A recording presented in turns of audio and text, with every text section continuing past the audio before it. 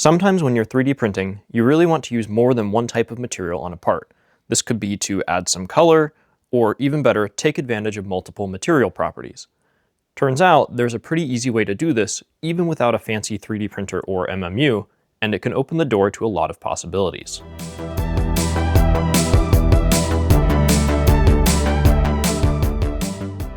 This is a combat robot that I haven't made a video about before.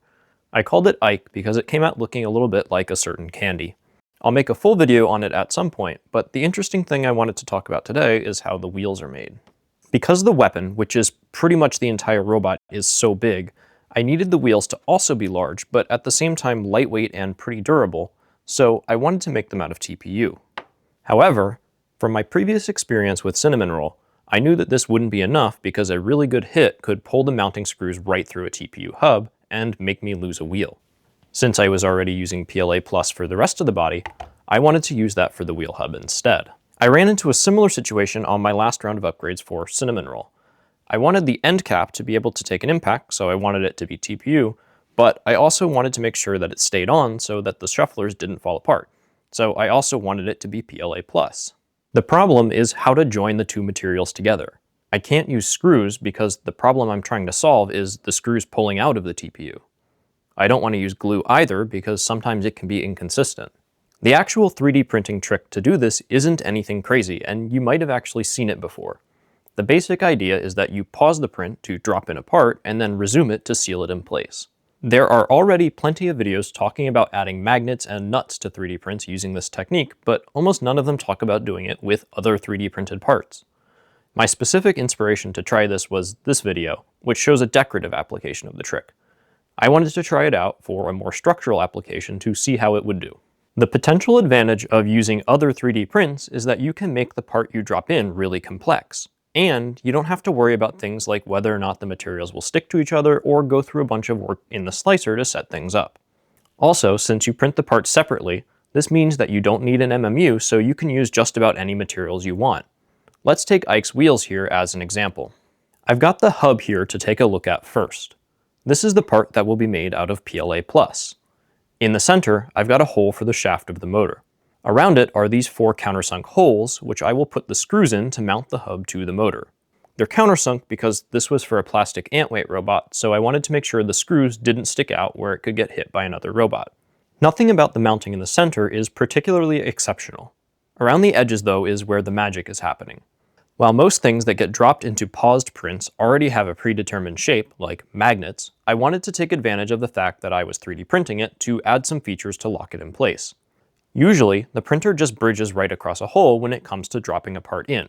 By adding holes in the part that will be dropped in and pegs in the base part, we can actually force the printer to make closed loops that will lock the piece in place.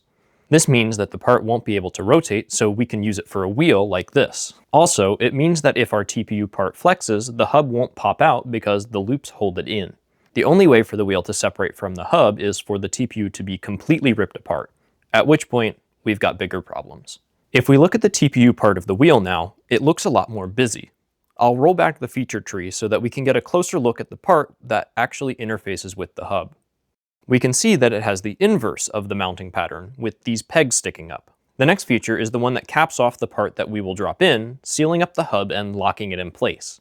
After those critical features, the rest of the wheel is just built around that. I've put those two parts in an assembly now so that we can take a look at both of them at the same time.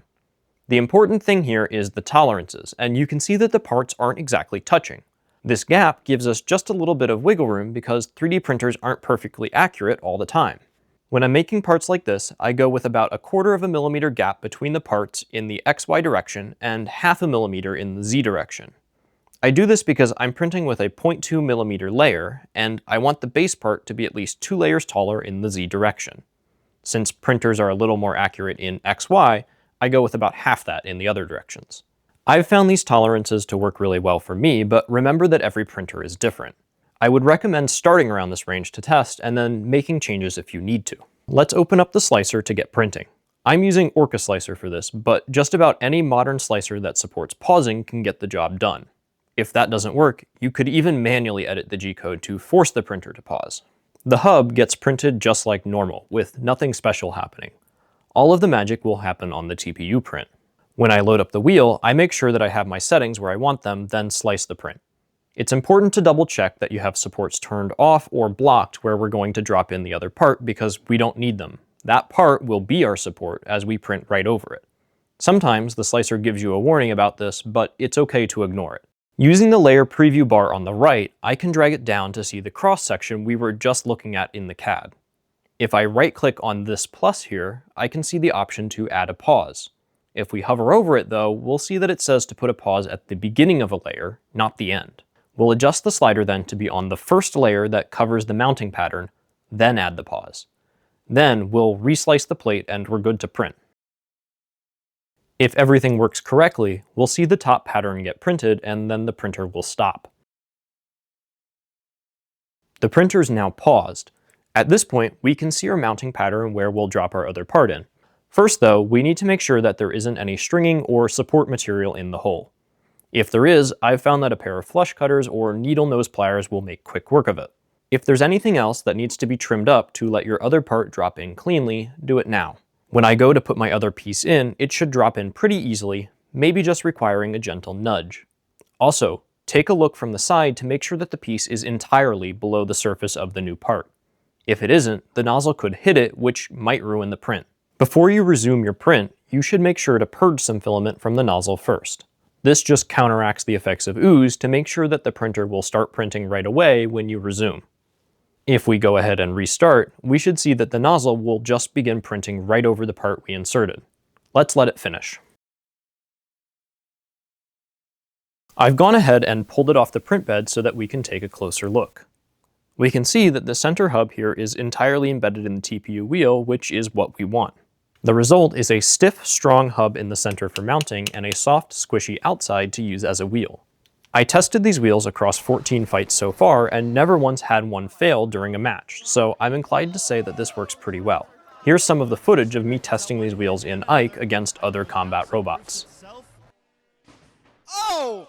Remaining. Oh! Ike gets tied on the wheels of Ike, popping it around. The whole drum is a weapon. Big. Nice big hit. The big drum versus the little drum. Who will win? I don't know. I don't think you. Another. Oh. Oh, good comp. Get a connection. Goes, gets off the wall. Oh, big. Just to get those hits that it needs. Coming off of Trainwreck's weapon there. And another big hit. Ooh. Seemingly full capacity. By having some success with it and sharing this technique, I'm hoping to encourage other people to try this too.